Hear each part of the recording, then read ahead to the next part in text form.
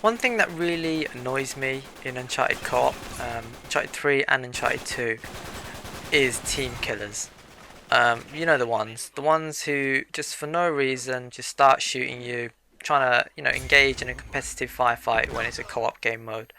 The ones who recklessly use explosives, danger close and just doesn't care that they're going to kill you in the process.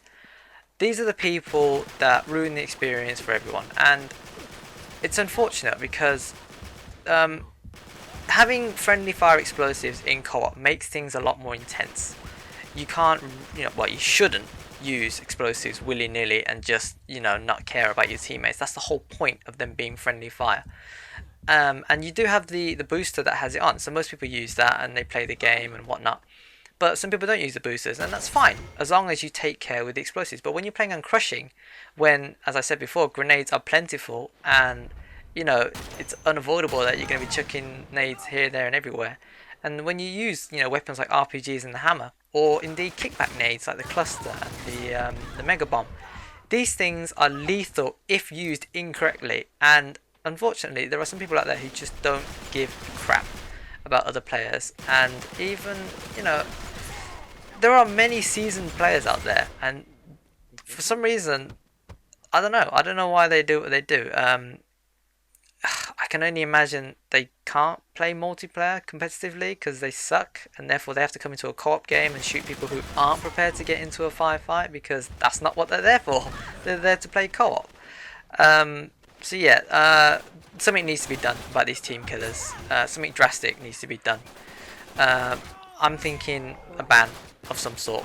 If you average more than one team kill, say a week, and that's being pretty generous in my opinion, then you should be banned for, I don't know, a day, or something like that, or whatever.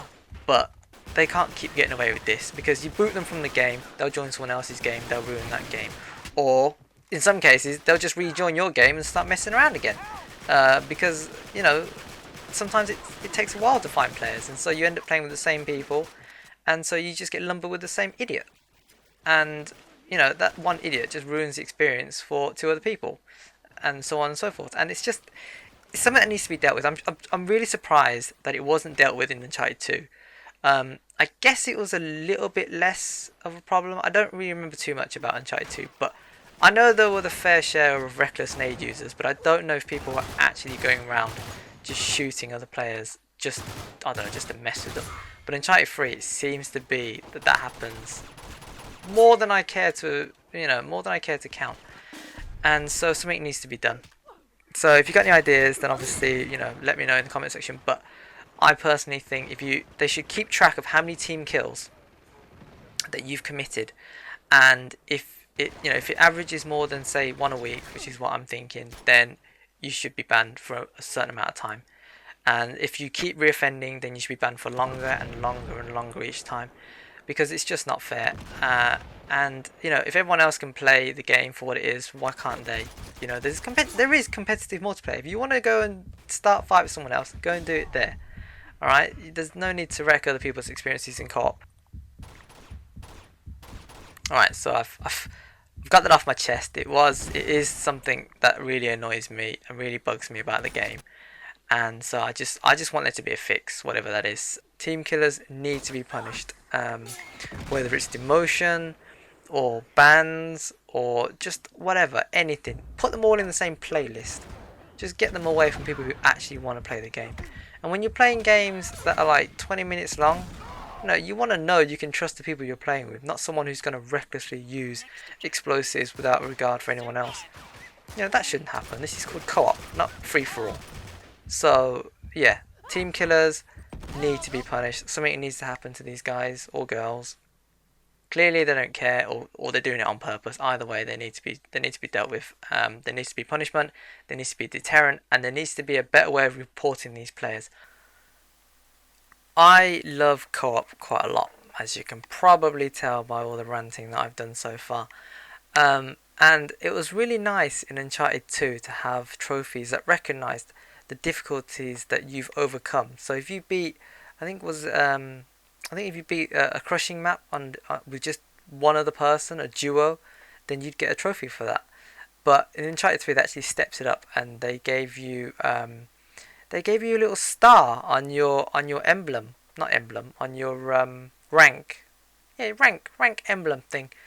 So that was really cool, and I had a lot of fun working towards that, and I helped some of my friends get it as well. And it was just it was a simple thing to add to the game. Well, is it? At least I think it was simple. I mean, I don't know how complex it is to add that, but it was a nice touch. And you know, when you join a lobby and you see that, oh, the other two have got stars, you know, yeah, this lobby know what they're doing. You know, and maybe sometimes when you and one other person have the star, and then someone joins and they haven't got the star, you probably think to yourself, yeah, I'm gonna help this guy get his star. You know, and it's just a simple thing, but it's a nice thing because the people in co-op then have something, you know, to work towards and to help each other earn, which I think it's a similar thing to what they did in Uncharted 2 with the difficulty levels. So, but this was implemented a lot better than that, I think. So that's a really nice touch, and I would love to see something like that return in Uncharted 4. But here's what I'm thinking: is that there should be different types. So let's say I don't know what sort of shapes or whatever, but like let's say we go with the star again. So if you beat every single map and in adventure and in arena, then you get a base level star. So let's say a bronze star. But then if you beat every single adventure map and arena map on hard, you would then get it promoted to a silver star. And then if you beat all the maps again on crushing, you'd get a gold star. Now, I think that would be pretty cool. What would be even cooler is if you beat every single adventure map and every single arena map with just a duo on crushing, then it would be promoted to a diamond star. Hey, come on. You gotta think that's quite cool, right? Huh? So, yeah, feel free to use that idea, guys. Wink, wink. And maybe something in the credits with my name. I'm just saying. I think that's a really good idea. I think that would be really, really cool, and I'd have so much fun working my way towards that diamond star. I mean, I'm doing that now anyway, for no reward. So I think just having that to show off in the lobby would be absolutely fantastic.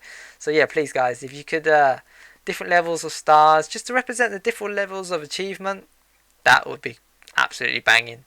Just saying. And yeah, you can thank me in the credits. Something else which I think would be pretty cool for co-op is if we could have leaderboards. I know we've had leaderboards in the past, and I'm not sure. Actually, I think in Uncharted 3 the leaderboards weren't as detailed as they were in Uncharted 2, and I'm not sure why that is. So it'd be great if they could come back with more detail. But what I was thinking of is group leaderboards. So every time you beat a co-op map, you always get like a time, don't you? So it would be really cool if there'd be some way to merge time and score or something like that, and have that put up on a leaderboard, a global leaderboard. So then, you know, you and your buddies can play together, try and get a fast time, see how you rank compared to everyone else in the world. So I think that'd be pretty cool. Another idea, which I don't know how easy it is to implement that sort of thing, but in terms of entertainment value, hey, another idea, just saying.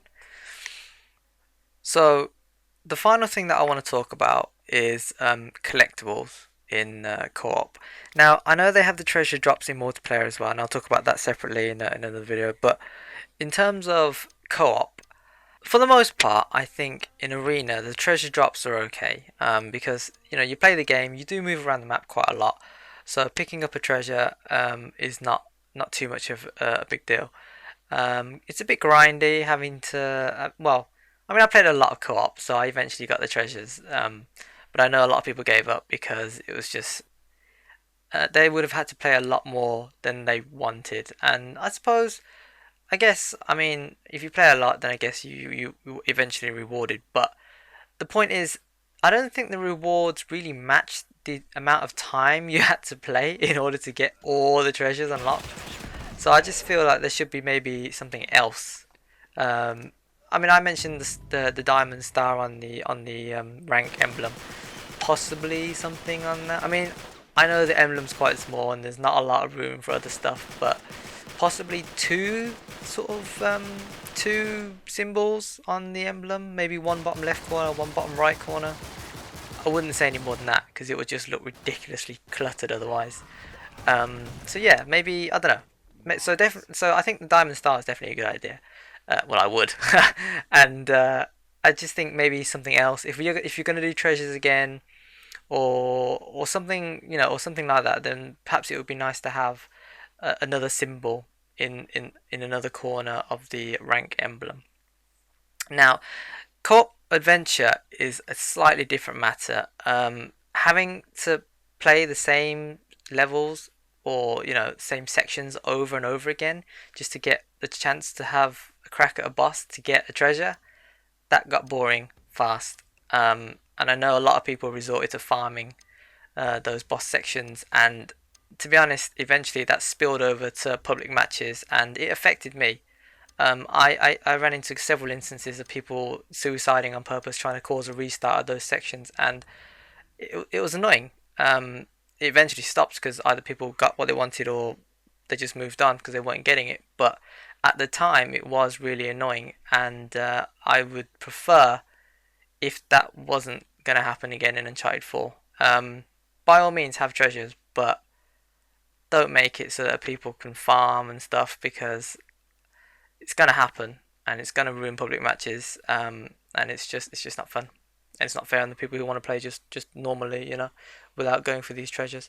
So I don't know really. I mean, it's a novel idea, but it's not like I don't know how you can implement it without having things like people farming and doing stuff like that in public matches, ruining the experience of other people. So I don't really know if I want to talk about this next topic.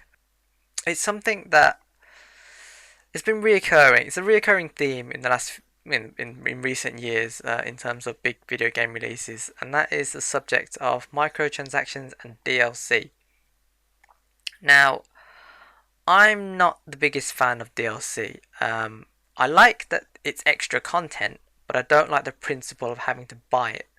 And I know what you're thinking. Oh, he just wants free stuff. And yes, I do want free stuff. Who doesn't want free stuff?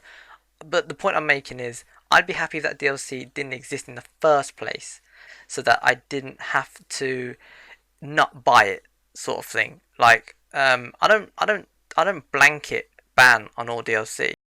See, I just don't buy it because I'm not that sort of person. If I buy a game, that's usually it. I don't buy DLC because I don't see the point in buying extra stuff that not everyone has, and that is my biggest concern here in terms of DLC. When new maps come out for Call of Duty or whatever multiplayer game that is, it splits the player base, and that makes the connections in those games pretty bad. Especially when it's a smaller community like Uncharted. Sorry guys, you are smaller than Call of Duty. That's just fact. And when that happens, especially when you're playing things like co-op, when you need to have good connections with other players, and you need to be in a pool of players that actually knows what they're doing, especially when you're going to be playing like a 20-minute match with them. So I don't mind the content being there. I just mind that not everyone's going to have access to it. Not everyone's going to buy it. So free maps is one way of doing it. I don't know how. I mean, I don't know how much it costs to make these maps. I mean, if it's a small term investment, then I guess you could cover it with microtransactions in terms of custom items like clothing and stuff like that. I know people lap that crap up. I personally can't stand it. I just don't understand some of the stuff that people buy to decorate their characters. But if that's what they want to do, then that's their money, and they can choose to do that. And if it helps fund you guys, in the studio to make more content that's available for free, then by all means, I'm happy to deal with the crazy costumes running around on my screen, even though it kind of bugs me. But yeah, that's like, I don't know. I feel like having more maps is always good, but having more maps at the expense of splitting the player base, not so good. So yeah, I don't know if there's a happy medium in between. Please don't do what EA are doing with those packs, those to unlock stuff, because that would just be the final straw. It really would. Don't do that. Do something else. Just push, like, cosmetic stuff, nothing that alters stats. I have to stress that. Nothing that alters the ability of the character itself. Just cosmetics, maybe banners, or just stuff like that. Stuff that isn't going to affect anyone else apart from the person who's got it on their character. Purely just because that character looks different now, not because that character can do other things or has special abilities or has increased abilities. Yeah, so nothing like that. Just, I don't know. Yeah, I probably sound a bit harsh or maybe a bit, like selfish saying what I'm saying, but it's, when you release new maps, not everyone's going to buy them. That's just a fact. When you release them free, more people will use them.